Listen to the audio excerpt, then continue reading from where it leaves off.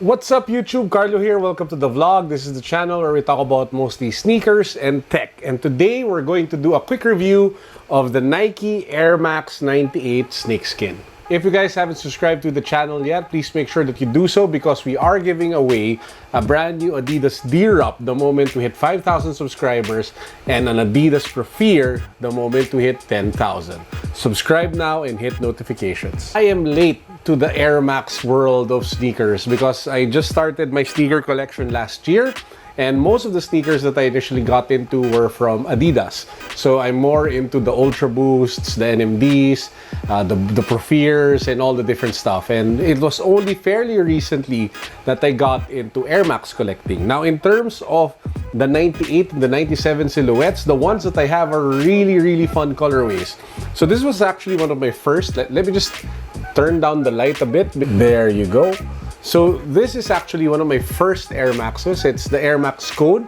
And as you guys see, it has a lot of pastel bright colors ranging from orange, you have violet, you have light green or whatever. And it's just a really crazy shoe. One of the my favorite Air Maxes to date, and I've already done a review of this one, is of course the Air Max Sean Wotherspoon collaboration with the corduroy material, with the waves of green, violet, blue, salmon, gray, and yellow.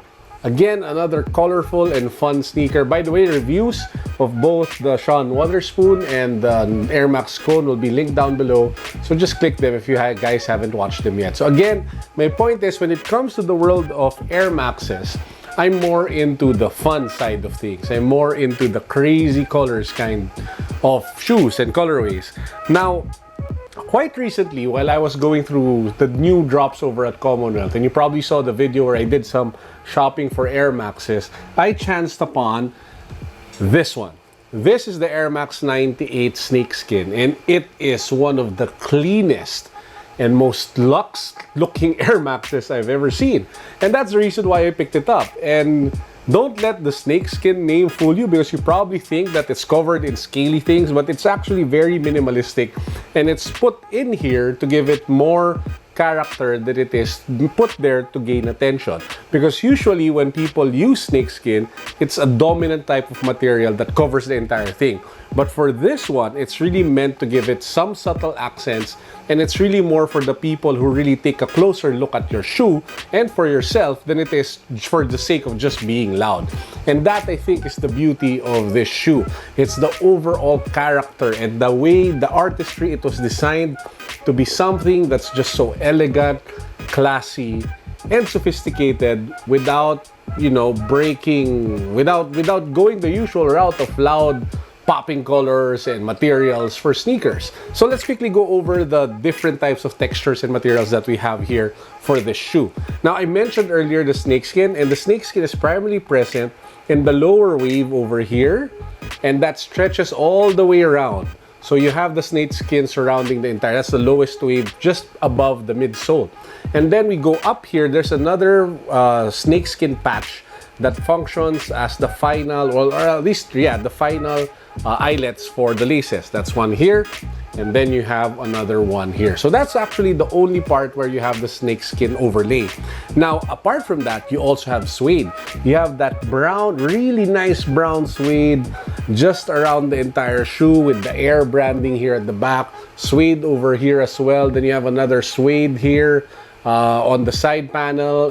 So it looks just really good. And even the tongue tab where you have the Air Max logo, it's embedded in a patch that also has some suede material. So again, really good artistry, really good design in terms of texture and character. Then the rest of the material is your usual type of what do you call this? It's your usual type of mesh material. And then you have that typical 3M strip that makes it glow when, flash hits it and stuff like that to give it, again, that additional pop and that additional character. Moving down to the midsole, you have that, of course, full-length Air Max unit, which is apparently inspired by raindrops, apparently, from my research. So you would think that something as futuristic as this shoe, futuristic looking, would be inspired by more modern things. Moving to the outsole, you have that familiar rubber outsole to increase durability and that nice shiny Nike logo here in the middle of the outsole. So overall, that's how the shoe looks like. It's really looks very polished, and again, it's just so nice to wear. It's one of those sneakers that you feel that you can really dress up even at work, or you can really dress up for dates or for special occasions. You know, there are Air Maxes that you wear for fun. There are Air Maxes that you wear to beat them up. You know, the beaters, the ones that you just wear in and just, you know, just make them dirty and stuff. This is the type of Air Max that just begs to be clean and taken care of and used and broken out just for special occasions. And I think that's the reason why I copped this one, why I love this one, and why I feel that this is such a great buy for a shoe.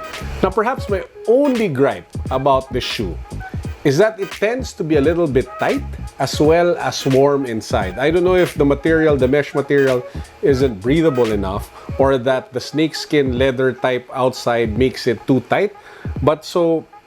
But that's my main issue with it. I got it true to size, but I think in hindsight, I probably should have gotten 0.5 or half a size up for this particular shoe, because I only get to wear this comfortably if I tie the laces in a very loose way. So if I tighten them the usual way that I usually tie my shoelaces, then it becomes really tight for my feet and it becomes uncomfortable fairly quickly. So again, just a fair bit of warning. You might want to try checking a half size up.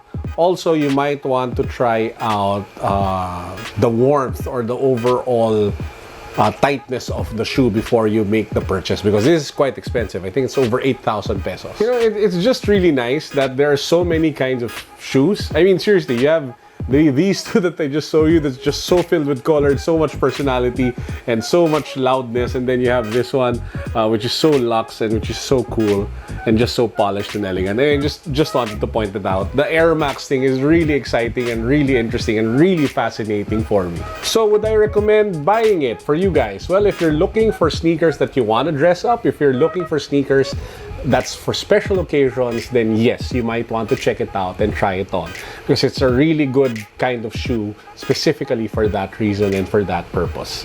And that's actually it for this vlog. I don't want to take up too much of your time. I hope you guys enjoyed the video. Make sure that you hit the subscribe button, and believe me when I say that we have a lot more content lined up for you guys in the next few days. There are a lot of reviews, a lot of top 5, top 10 lists, and some more. And we'll probably do a few more tech videos, because I've been doing sneakers now for the last, I don't know, 60 videos, and I haven't done a tech video in quite a while. So I'll probably do a gadget kit kind of video this week. So that's actually it.